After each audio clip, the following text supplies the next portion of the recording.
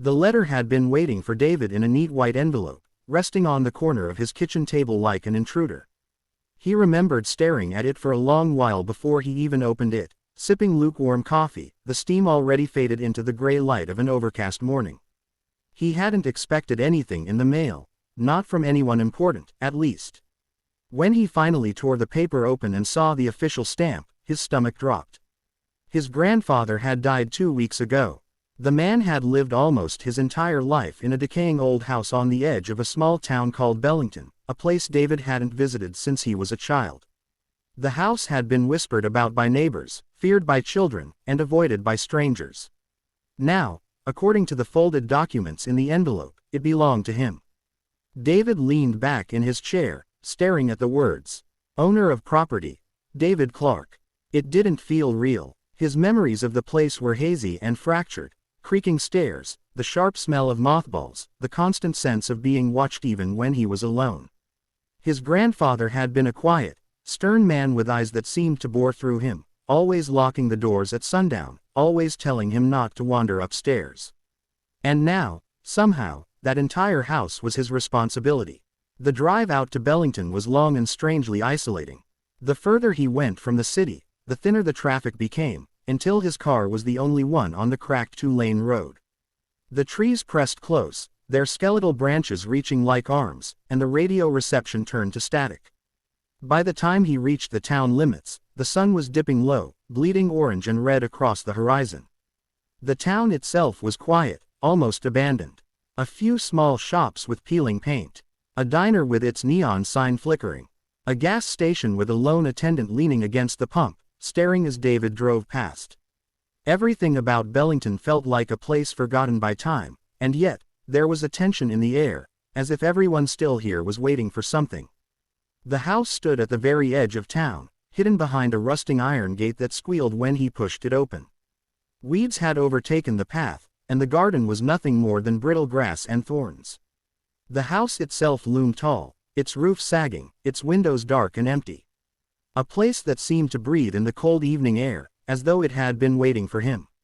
He swallowed hard as he stepped onto the porch.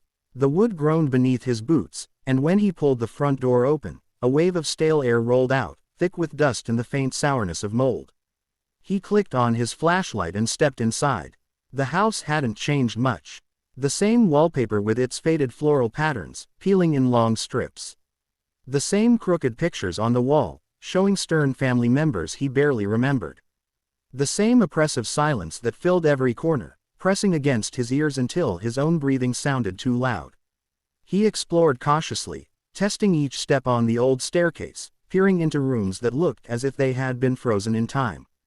The living room still held the same armchair where his grandfather had spent every evening, the fabric worn smooth on the arms. A cold fireplace sat unused, filled with ashes that had long since turned gray. The kitchen smelled faintly of rust and damp wood. Cabinets hung open, some empty, others filled with chipped plates and jars of spices long expired. The refrigerator buzzed faintly, but when David pulled it open, only stale air wafted out. It was unsettling, but not terrifying. At least, not yet. Upstairs was where the air grew heavier. Dust thickened, cobwebs draped from the ceiling, and every step echoed too loudly. David paused at the top of the stairs, his flashlight sweeping across the hallway. Doors lined the corridor, each closed tight, each seeming to wait for him. He tried the first one, a bedroom filled with moth-eaten blankets and an iron bed frame. The second, an office cluttered with yellowed papers and books. The third, locked. His hand lingered on the brass knob of the locked door. He remembered, dimly, that his grandfather had always forbidden him from going further down this hall. He could almost hear the old man's voice in his head. "Stay out of there, David. That part of the house is not for you." Shaking the thought away, he turned back and returned to the ground floor. Night fell quickly in Bellington. By the time David had unpacked his duffel bag and set it down in the dusty living room, the windows had turned black. No sound of cars passing, no voices outside, just the low groan of the wind pressing against the walls. He found a blanket in a hallway closet and settled on the old couch. Sleep did not come easily. The silence of the house was not the silence of peace, it was the silence of watching, waiting. He shifted under the blanket, staring at the cracked ceiling, until finally his eyes began to close. That was when he heard it. A faint sound, almost nothing at first. A soft tap, tap, tap somewhere above him, inside the walls. He froze, holding his breath. The sound paused, then came again, slightly louder this time, like nails scratching against wood. David sat up slowly, heart thundering in his chest. He told himself it was just the house settling, or maybe rodents in the walls. Old houses had noises, that was all. He forced himself to lie back down. But as he drifted, half awake, he thought he heard something else. A whisper, so faint it could have been his imagination. A child's whisper, right beside his ear. David woke with a start, his throat dry, his body aching from the stiff couch. For a moment, he had no idea where he was. The dark wooden beams above him, the stale smell of dust, the silence pressing down. Then it returned to him. His grandfather's house. The inheritance. The long drive into nowhere. And the noise. He sat up slowly, every muscle tense, listening. Morning light seeped through the curtains, painting the room in pale gray. The house was quiet now. No scratching, no whisper, just the faint creak of wood as it settled. Just a dream, he muttered to himself, though he didn't quite believe it. He needed to keep busy. That was the only way to quiet his nerves. He decided he would spend the day exploring the house properly, checking each room, maybe even starting the cleaning process. The morning passed slowly. Dust coated everything, and the air was thick with the smell of rot. David worked his way from room to room, sweeping where he could, throwing out old papers, opening windows that groaned in protest. The house resisted him. It was as though it didn't want to be disturbed. By noon, sweat clung to his back and his throat felt raw. He took a break in the upstairs hallway, leaning against the faded wallpaper. That was when he noticed it. At first it was subtle. The wall at the very end of the corridor didn't quite look right. The wallpaper there bulged ever so slightly, as if the plaster beneath was uneven. He frowned, stepping closer. When he ran his hand across the surface, he felt a faint hollowness. He knocked. Tock, tock, tock. Hollow. David blinked, surprised. Every other wall in the house gave back a dull, solid sound. But here, it was as though there was an empty space behind it. His pulse quickened. He went downstairs, rummaged through the old toolbox in the kitchen, and came back with a hammer. Standing before the bulging wallpaper again, he hesitated. His grandfather's stern warnings echoed in his memory. "Stay out of there, David." He clenched his jaw and struck. The wallpaper tore easily, plaster crumbling beneath. Dust clouded the air, stinging his eyes and throat. He coughed, swinging again, until a jagged hole opened up. Behind it wasn't solid wood or brick, but something else. A door, narrow, wooden, and without a handle. David froze, staring at it. The door was wedged tightly into the frame, the wood blackened with age. It was hidden so completely that no one would have found it without tearing the wall apart. He pressed his ear against it. Nothing. Something deep in his gut told him not to open it. But curiosity burned stronger. He slid the hammer claw between the door and its frame, pried hard, and with a groan of old hinges, it opened. A wave of cold air spilled out, as though the room had been sealed for decades. The flashlight beam cut through the darkness. It was a small room, barely the size of a closet. Windowless. The air was stale, thick with dust. In the corner stood a single wooden chair, facing the wall. The chair was worn smooth, as if someone had sat there for hours at a time. On the floor, near the chair's legs, lay a small book. David crouched, his heart pounding, and picked it up. The cover was cracked leather, its surface flaking beneath his touch. He brushed away dust and opened it carefully. The handwriting inside was jagged, slanted, uneven, as though written in haste.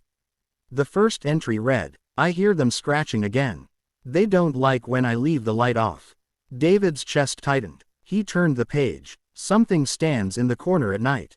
Grandfather told me never to speak of the girl without eyes. If I forget to lock the door, she comes closer." His hands began to tremble as he flipped to the final entry. The ink was smeared, almost illegible, as though written by a shaking hand. "She is in the walls. She knows you found this room." David's breath quickened. He snapped the book shut, glancing nervously around the tiny space. The silence pressed against him, thick and unnatural. He could swear the air itself seemed to hum faintly, like a low vibration in the bones of the house. Then, scratching, soft at first, behind the plaster to his left. Scrurch, scrurch, scrurch. He stumbled back, nearly tripping over the doorframe, his flashlight beam jerking wildly. The scratching grew louder, traveling along the wall as though something moved inside it. He slammed the hidden door shut, chest heaving, and stumbled back into the hallway. For a moment, the sound stopped. Then, from inside the wall, came a single knock. Slow, deliberate, talk. David's mouth went dry. His instinct screamed at him to run, to leave the house immediately. But his feet felt rooted to the spot. The hallway seemed to darken, shadows gathering at the edges of his vision. And then he heard it, soft, almost playful. A whisper, right behind the wall. David. He fled. David bolted down the stairs, his footsteps echoing in the empty house, and didn't stop until he burst through the front door into the pale afternoon light. He stood there on the porch, gasping for air, sweat running down his temples despite the chill. The house loomed silently behind him, its windows dark, watching. In his hand, he realized, he was still clutching the leather notebook. David sat on the porch steps until the sun began to sink. His hands trembled as he turned the small leather notebook over and over, staring at its cracked spine as if the thing might suddenly bite him.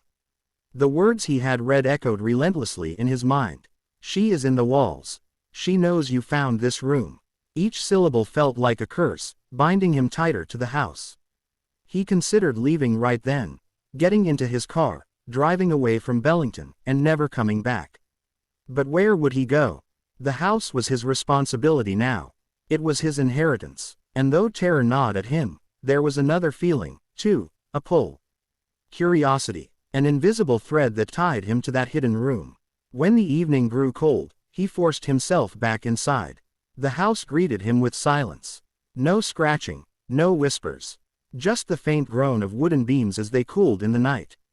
He set the notebook on the coffee table and poured himself a glass of water from the tap. The pipes groaned, spitting rust before clear liquid finally streamed out. He drank deeply, trying to steady his nerves. But his eyes kept drifting back to the notebook. Finally, with a deep breath, he sat down and opened it again. The entries stretched across nearly 2 years. Whoever had written them, he never once signed his name, seemed to live in constant dread of the house. The earliest pages spoke of noises in the walls, fleeting shadows, cold spots in the air. Then came the warnings from his grandfather. Not to speak of the girl without eyes, not to wander near the sealed door, not to turn off the lamp in the upstairs hallway. The entries grew darker. She waits for me to sleep. I hear her breath against the wall. The scratching grows worse when the moon is full. I tried to move the chair, but every morning it's back in its place, facing the corner. David's skin prickled. He remembered the chair, sitting silently in that tiny room, facing the bare plaster wall. Why? Who would sit like that, staring into nothing? He turned to the later pages. The handwriting became frantic, ink blotched and smeared. She knows my name now. Her face. God, her face. If I forget to lock the door, she comes closer. And then the last entry he had already seen. She is in the walls. She knows you found this room. The words seemed to pulse on the page, as though alive. A noise broke the silence. Thud. David flinched, the notebook nearly slipping from his hands. He held his breath, listening. Another thud came from above, somewhere in the upstairs hallway. The sound of something heavy dragging across the floor. Heart hammering, David grabbed his flashlight. Against every instinct, he climbed the stairs. Each step groaned beneath him, echoing in the oppressive silence. At the end of the corridor, the hidden door was still shut. The wall around it looked raw and jagged from where he had broken it open, plaster crumbling like diseased skin. Thud. This time, the sound came from inside the secret room. David's mouth went dry. Slowly, he reached for the door. His fingers brushed the wood, cold, unnaturally cold, and he pushed it open. The beam of his flashlight cut into the darkness. The chair was no longer against the wall. It sat in the middle of the room now, facing him. David staggered back, breath ragged. His light trembled over the wooden frame, the dust on the floor disturbed in a circle around its legs. It had been moved. By what? Or by who? He swallowed hard and stepped inside. The air was heavier here, almost liquid in its density, and smelled faintly of something metallic, like blood. He swept his flashlight around the room. Nothing else had changed. No footprints in the dust, no sign of entry. Just the chair, waiting. The notebook had mentioned this. That the chair always returned to its place. But now, it had shifted, facing him, as if to welcome him into the room. Jesus Christ, David whispered. Something whispered back, not words, just a breath. Long, shaky, directly against his ear. David spun, nearly dropping the flashlight. The beam caught the wall, cracks running through plaster, a faint bulge as though something pressed from inside. The whisper came again, this time followed by a low scratching. Scratch, scratch. The sound traveled upward, crawling across the wall like an insect. His flashlight beam caught something faint, lines, carved into the plaster near the chair. He crouched, brushing away dust, and felt his stomach lurch. Words. Dozens of words carved desperately into the wall with shaking hands. Don't let her in. Keep the light on. She has no eyes. She wants to see. His pulse thundered in his ears. Then, from behind him, the chair scraped across the floor. David bolted. He stumbled back through the door, slamming it shut so hard the frame shuddered. His breath came in ragged gasps as he backed down the hallway, flashlight beam jerking. For a long, awful moment, there was silence. Then the scratching began again. This time not from the secret room. From inside the walls all around him. He fled down the stairs, into the living room, grabbing the notebook as if it might protect him. His hands shook violently, the words carved into the plaster burned into his mind. She has no eyes. She wants to see. The house seemed alive now, the walls groaning, the floorboards trembling beneath his steps. He backed into the corner of the living room, clutching the flashlight in one hand and the notebook in the other, whispering to himself. It's just in my head. It's just the house. Just old wood and dust. But deep down, he knew. Something was in the walls. And now it knew his name. David didn't sleep that night. He sat in the living room with every lamp switched on, the cracked leather notebook open across his lap. His flashlight rested beside him, the batteries already draining from how long he had kept it on. The house seemed to breathe around him, groaning beams, faint creaks in the walls, and the soft hiss of wind pressing against the windows. But beneath those sounds was something else. A rhythm, a steady scratching, like fingernails tracing the wooden frame of the house. It wasn't loud, but it was constant. And it moved, sometimes above him, sometimes behind him, sometimes directly beside his ear. He forced himself to focus on the words in the diary. The entries blurred together, one terror bleeding into the next. Whoever had written it had descended into paranoia, recording every sound, every whisper, every sight of the eyeless girl. One passage caught David's attention. Grandfather told me the house was built wrong. He said walls are meant to keep things out, but these walls keep something in. I don't think it was always this way. I think he made it so. David's chest tightened. His grandfather had been a strict, distant man, but he had never seemed superstitious. Yet here, in these frantic scrawls, was a suggestion that he had done something, changed the house somehow. Another entry read, "The girl stands in the hallway some nights. She doesn't move, she just waits. I can't see her eyes. I think she doesn't have any. But I can feel her staring. She wants me to open the door again." David rubbed his face with trembling hands. His grandfather must have known about this. He must have known what was sealed behind that wall, and still he had left the house to David. Why? The last entry was burned into his mind. She is in the walls. She knows you found this room. The words no longer felt like a warning to someone else. They felt like they were written for him. A sudden crash upstairs made him jolt. It sounded like something heavy had fallen. David grabbed the flashlight and crept toward the staircase. Every instinct screamed at him to leave it alone, but his feet carried him upward anyway. His hand slid along the banister, slick with dust. At the top, the hallway stretched long and narrow, each door closed. His beam cut across faded wallpaper, revealing the jagged hole where the hidden door still stood. The secret room door was ajar. He hadn't left it like that. The beam of his flashlight shook as he approached.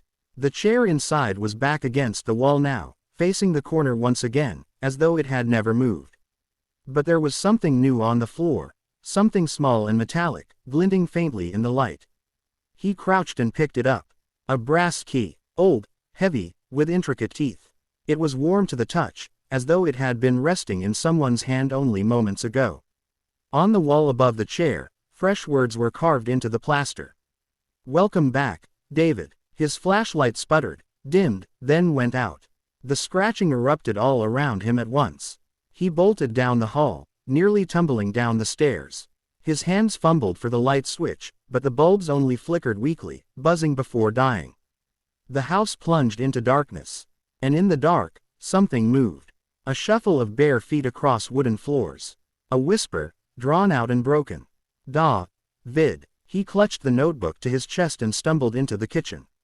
The brass key burned in his palm, heavy as a stone.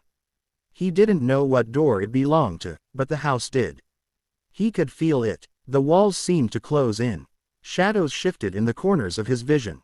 The scratching grew louder, traveling inside the plaster, circling him like a predator.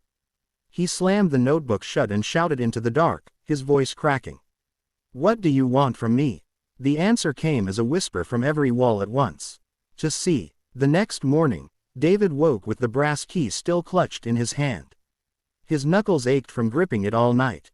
He had dozed off on the couch sometime before dawn, the diary open on his chest, the lamps buzzing weakly around him. For a moment, the house was quiet. Then the scratching began again. Not faint, not subtle this time, but bold, like claws tearing through the wooden beams. It echoed inside the walls, moving from room to room. He covered his ears, but the sound seemed to seep into his bones. The words from the diary haunted him. "If I forget to lock the door, she comes closer." But the hidden door had no lock. Just a jagged frame and a brass key he didn't understand. David tried to distract himself with work. He cleared broken furniture, opened windows, even ventured into the garden with a pair of rusted shears. But everywhere he went, the scratching followed. Sometimes soft and teasing, sometimes loud and violent. When he returned inside, he noticed something new. The photographs on the hallway wall, black and white portraits of stern ancestors, were different. Their eyes were blurred, smudged, as if someone had dragged wet fingers across the ink. He stared at one photo of his grandfather. The man's face was sharp and cold as always, but his eyes, they were gone. Two hollow pits stared back. That night, David tried sleeping upstairs, determined not to cower in the living room. He chose the least ruined bedroom, laid his blanket on the bedframe, and left a lamp burning in the hallway. Hours passed. The scratching came and went. He tossed and turned. At some point, exhaustion pulled him under. He woke to silence. The lamp in the hall had gone out. And in the darkness, he heard breathing. Slow, ragged, coming from under the bed. He froze, barely daring to move. Every hair on his body stood on end. Inch by inch, he reached for the flashlight on the nightstand. His fingers closed around it. He clicked it on. The beam swung down toward the floor. Empty. But on the wall opposite the bed, written in shaky letters across the peeling wallpaper, was a new message. "Don't look under the bed." David dragged his blanket back downstairs, shaking uncontrollably. He couldn't stay in that room. Couldn't stay upstairs at all. He sat awake in the living room again, lamps blazing, diary clutched tight. The scratching never stopped, but he tried to drown it out by reading more. One entry chilled him. "If she whispers your name, it's too late. She already knows where you sleep." He slammed the book shut, bile rising in his throat. She had whispered his name on the first night. He was already marked. As the hours crawled by, his exhaustion deepened. At some point his eyes drooped shut. He didn't realize he had fallen asleep until a loud bang jolted him awake. The lamps had gone out again. The house was pitch black. And in the dark, something shuffled across the living room floor. He fumbled with the flashlight, panic clawing at his chest. When the beam finally flared to life, it caught a glimpse of something retreating into the hallway. Small, pale, bare feet. He forced himself to move, heart hammering so hard he thought it might burst. The beam swept across the hallway. Nothing. But on the floorboards were wet footprints. Small, child-sized, leading toward the stairs. Against every instinct, David followed them.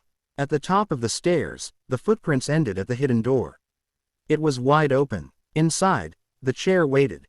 And sitting in the chair was a figure. David's light quivered. The figure was small, hunched, hair hanging like a curtain over its face. Slowly, it lifted its head. Where its eyes should have been were only hollow pits, black and endless.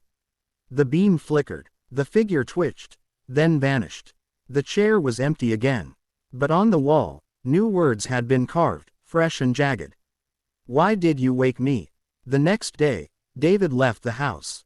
He needed air, space, anything that wasn't suffocating walls and whispering shadows. He walked into town, the brass key heavy in his pocket. The streets were nearly empty, just a handful of people moving quickly, eyes averted. At the diner, he ordered coffee he barely drank. The waitress, a woman in her 50s, studied him for a long moment before speaking. You're staying at the Clark house, aren't you? David stiffened. It was my grandfather's. Her expression darkened. She leaned closer. You shouldn't be there. That house. It doesn't belong to you. It doesn't belong to anyone. He frowned. What do you mean? But before she could answer, an old man at the counter interrupted. His voice was rough, almost a growl. Leave it, son. Some places aren't meant for living. David pressed them, but neither would say more. The waitress only muttered, that family kept too many secrets, and walked away. As he left, the old man called after him. Your grandfather tried to lock it away. If you've opened it again, God help you. That night, David barricaded the hidden door with a dresser. He shoved heavy boxes against it, stacking them until the hallway was nearly impassable. He told himself it would hold. But deep inside, he knew walls meant nothing. He sat in the living room, lamps buzzing. Hours passed in uneasy silence. The scratching started again, circling him in the walls. Then came the whispers, at first faint, then clearer. David, come upstairs. His skin crawled. He pressed his hands over his ears, but the whispers seeped through. Louder, closer. David, let me see. The lamps flickered. The air grew cold. And when he looked toward the hallway, she was there. The eyeless girl. She stood at the bottom of the stairs, pale skin stretched tight over her bones, hair hanging limp. Her empty sockets dripped with darkness. She didn't move. She only stared. David's breath came in shallow gasps. He tried to lift the flashlight, but his hand shook violently. The girl tilted her head. Then she smiled. Every lamp in the house shattered at once. The house was plunged into darkness after the lamps shattered. David crouched in the living room, his flashlight beam trembling across jagged shards of glass. The girl was gone, but the cold remained. His breathing rattled in his chest as he opened the diary again, desperate for answers. The words swam in the flashlight's beam until one passage caught his eye. Grandfather said he trapped her with blood. He said the walls remember the ritual. That's why we can't tear them down. That's why she whispers from inside. Another line, scribbled violently in the margins. Don't use the key. If you use the key, the walls open. If the walls open, she walks free. David clutched the brass key, his stomach twisting. So that was it. His grandfather had sealed something in this house. Not just a ghost, something worse. And now, he had pried the door open. He read on, his hands shaking. To keep her still, you must light the hallway lamp every night. The lamp is the only thing she fears. Grandfather's words. Fire binds, fire burns. But the bulb broke. I cannot find another that works. David looked around at the shattered lamps. Not one remained unbroken. She wanted this, he whispered. The scratching in the walls answered. Over the following days, the house grew stranger. David noticed the walls seemed to shift when he wasn't looking. The wallpaper bubbled and sagged, as though the plaster beneath swelled with something alive. At night, he swore he could see the surface rise and fall, breathing. The smell of rot thickened. Sometimes, in the corner of his eye, he saw fingers pressing from inside the walls. Thin, gray fingers that left faint indentations before retreating again. He tried to leave. He grabbed his car keys and bolted to the driveway, but the engine refused to turn. The hood rattled, then went still. When he looked back at the house, every window was open. Curtains billowed outward like grasping arms. He knew then. She wasn't letting him go. That night, he woke to the sound of laughter. Childlike, soft, it drifted through the vents, echoing across the entire house. He staggered into the hallway, the flashlight beam jittering. The hidden door was open again. The dresser he had pushed against it was gone, vanished entirely. And carved into the wood above the doorframe were new words. "Thank you for the lights." The next days bled together in terror. David stopped keeping track of time. He ate little, slept less. The house was never silent anymore. Doors slammed at random. The mirrors cracked on their own, thin fractures spreading like spiderwebs across the glass. Shadows darted across the floor even when he stood perfectly still. One morning, he found muddy footprints circling his bed. Not child-sized this time, but long, twisted, clawed. And always, the scratching. Louder now, sometimes frantic, as though whatever was inside the walls was tearing to get out. The diary gave him one final clue. Grandfather's ritual needed three things: blood, fire, and silence. Blood to bind, fire to burn, silence to seal. But silence is broken now. The house will never be quiet again. David slammed the book shut, trembling. His grandfather had trapped her, but imperfectly. The ritual was unraveling, and the house wanted him to finish it. That night, David prepared. He found candles in the basement, melted and warped but still usable. He set them in the hallway near the hidden door. He carried the brass key, though every nerve in his body screamed against it. At midnight, the scratching grew furious. The walls bulged, plaster cracking. The chair inside the secret room scraped violently against the floor. David lit the candles, the flames flickering wildly. He held the diary in one hand, the key in the other. "I know what you are," he whispered. The house laughed. The walls split. A pale hand burst through the plaster, clawing at the air. Then another. Then a face. Gaunt, eyeless, dripping with blackness, pressed through the wall as if it were wet clay. The girl crawled out, her head tilted unnaturally, jaw slack, sockets yawning voids. She staggered into the hallway, bare feet dragging, hair hanging like a veil. "David," she rasped, voice like broken glass. The candles flickered. One went out, then another. David thrust the brass key forward, shouting, "Back!" For a moment, she recoiled. The shadows in her sockets seemed to ripple. But then she smiled, wide, broken, and stepped closer. "You opened the door. You can't close it." The fight was chaos. David hurled the candles, flames bursting across the wall. The wallpaper blackened, plaster cracked, smoke filled the hall. The girl screamed, a shriek that rattled the glass in every window. He felt the diary burning hot in his hand, pages curling. Words seemed to write themselves across the paper, scrawled in jagged letters. Blood, fire, silence. David knew what it meant. His grandfather had used his own blood to bind her. He slashed his palm with broken glass, smearing blood across the wall. The girl shrieked, her form rippling. He pressed the brass key into the wound, twisting it against the plaster. The house groaned, shaking violently. The walls began to close. She lunged for him, clawed hands outstretched. He screamed, shoving her back into the burning wall. Flames engulfed her, her eyeless face twisting in rage. The last candle sputtered out. Everything went silent. The neighbors said the Clark house burned in the night. They found no body, only ash and blackened wood. Weeks later, the property was listed for sale.